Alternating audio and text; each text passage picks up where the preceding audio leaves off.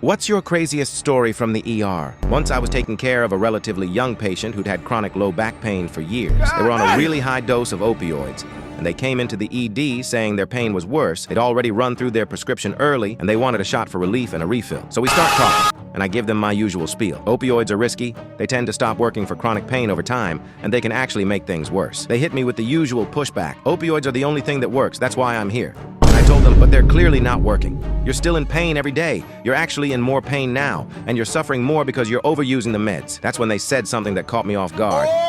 They told me they'd actually been off opioids for 2 years before, and they still had pain the whole time. So I asked them to walk me through what life looked like during those 2 years. And here's what they said. Off the opioids, they had a full-time job.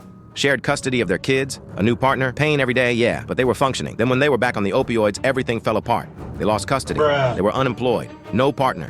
Still in pain every day. And the part that hit the hardest was this. On opioids, they had no hobbies, no outside activities. They basically just sat on the couch all day. Off opioids, they still had pain, but they were doing their hobbies again. Limited? Sure, but living. By the end of the conversation, they got really quiet and just said, "You've given me a lot to think about. Honestly, I didn't expect anything to come of it." People hear that talk all the time, and when you're stuck in that cycle, it's hard to break. But a year and a half later, I saw them again in the ED, and they were off the opioids. They recognized me immediately and thanked me, like genuinely. They told me that conversation stuck with them, and it helped them make a change. I've seen a lot of crazy things in emergency medicine, but that might honestly be the craziest.